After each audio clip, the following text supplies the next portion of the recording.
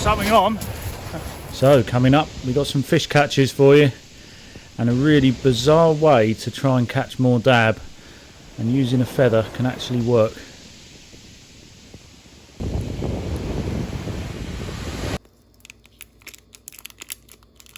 Dab. I'm pretty confident we're going to catch a dab today. I've spoken to another angler, local angler, who's a lot better than me, and he's pretty sure that these dab are about at the moment. So we've had a succession of these southwesterlies, and the winds actually move round to the east. So what you're looking at there is a lot of swell that's built up over the last few days, and it will calm down tomorrow. And you'll actually see we're going to do this over 2 sessions, and the conditions tomorrow are very different, which is quite interesting. So we've got the usual setup: the 2 rods, fixed spool on one, multiplier on the other.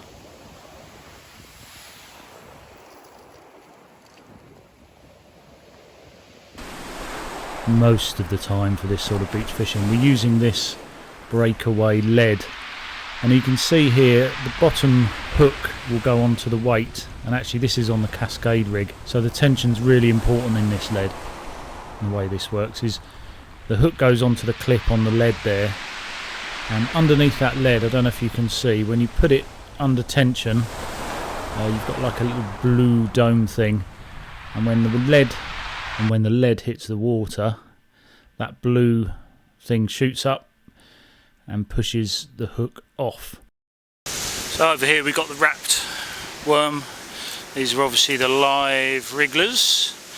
They're probably more suited to like a size 1/0 hook, to be honest, but we'll pack those on the smaller hooks for these dabs.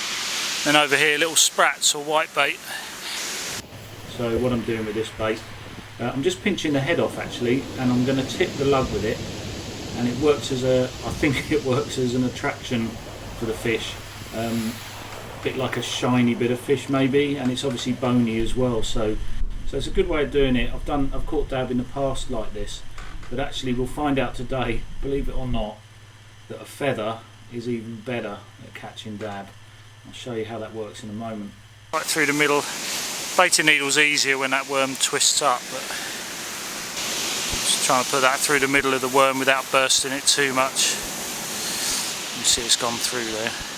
So it does stop the worm sliding up the hook, but it also might work as a bit of an attraction for these dab. We'll give this one a test. This one we prepared earlier is a little bit better. So that is just a sprat on the end of the lug, and then I tied it off there with plenty of bait elastic, although that seems to be coming off as well, and then just enough bait elastic for it to survive the cast. But can you see on the end there, I'll try and focus that, that's a little bit of a tail of the mackerel tail. We've divided that up. That goes through the hard part of the bone of that tail, and then that's left at the end.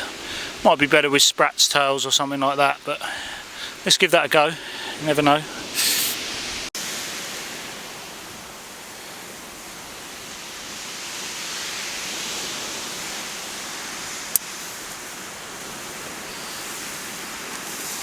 Well, this tide's whipping in now.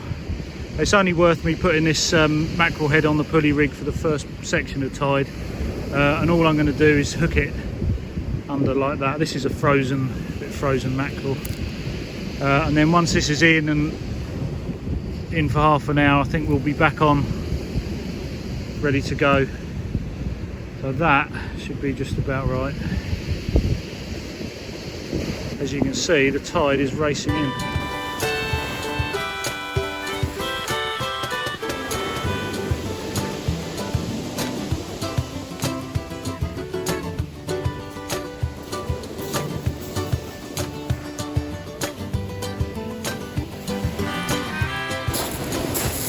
One of the best things about having this YouTube channel is you. I love hearing the stories that you've got. I want to know if you're fishing, what have you been up to recently. So please do always comment on the videos. It doesn't have to be about the video itself, maybe what your plans are for fishing soon when all the lockdown finishes. As I say, I'm a bit lucky in that I live just over the back of this beach here. but hopefully we'll all be out soon and we can find out what's actually out there in the water. If you press the notification bell, you'll get to hear about catches, maybe keep up to date with what's being caught as well. At the moment, nothing's being caught. 2 hours into this session, maybe little plucks on that one.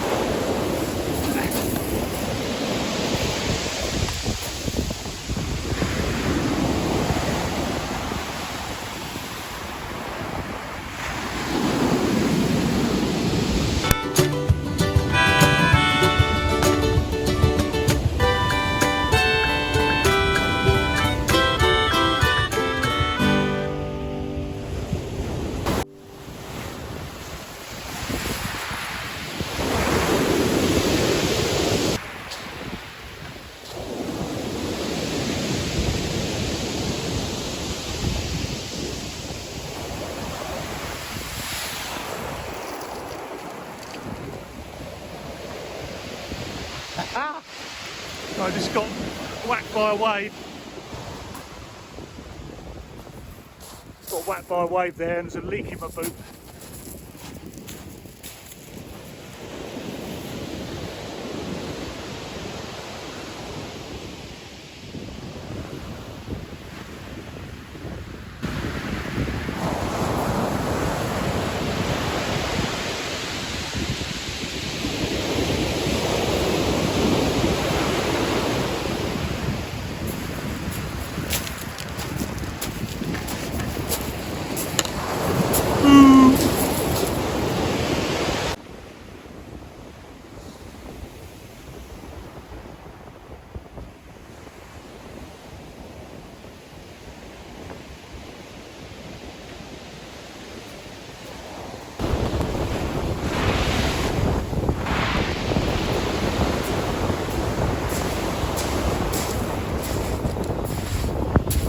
How you like to catch them. Foul hooked whiting.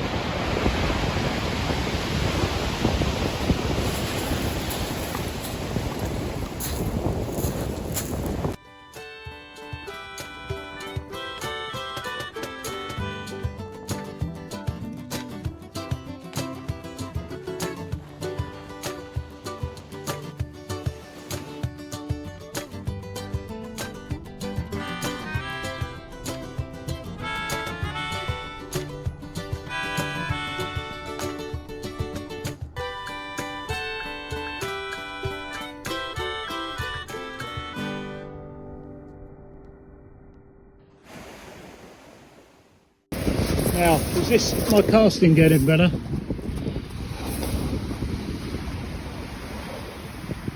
Or did I just not put enough line on?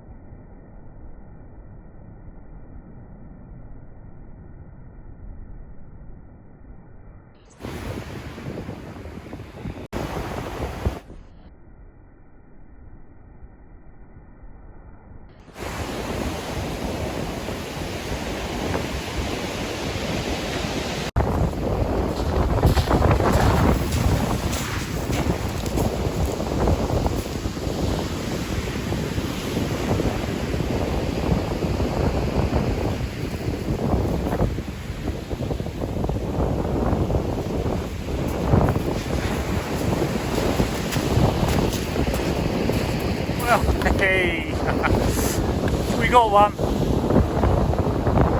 They're small flatfish anyway, although that's quite a small one. I'll measure it up and you can see. Easily unhooked.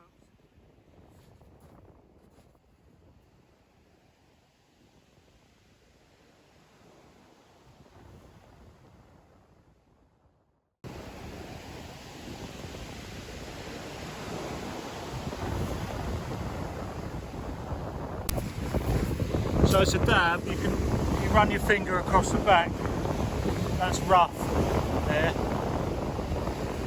They're almost see-through as well, I don't know, I'll hold that up and hold that up to the light so you can see.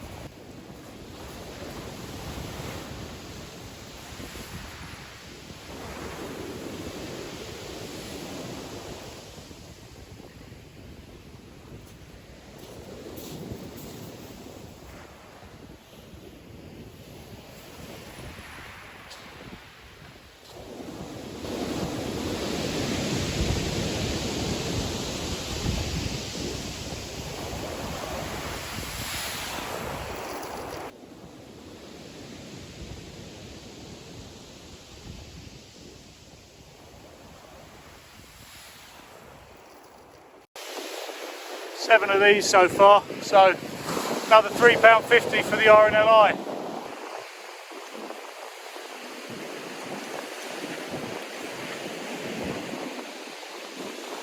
So as you saw earlier, we did use little fish scales to tip the bait, but this feather is actually going to prove to be really successful just as a tipping bait. So we had 5 dab in this session. 4 of them took the only hook out of 2 rods, the only hook that had a section of this feather on it.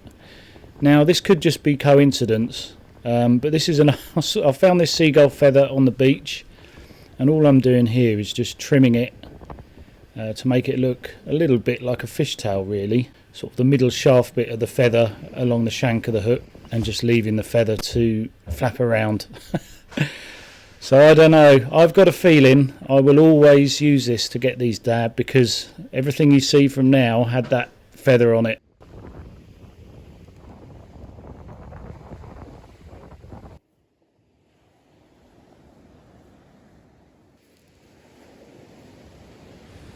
So I came down the next day. As you can see, the conditions are a lot calmer, but I knew I needed a bit of distance in these casts, and I had my stupid feather just on one of the hooks of the 4.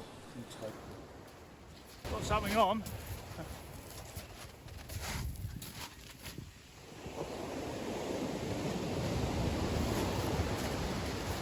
Just hope it's not whiting.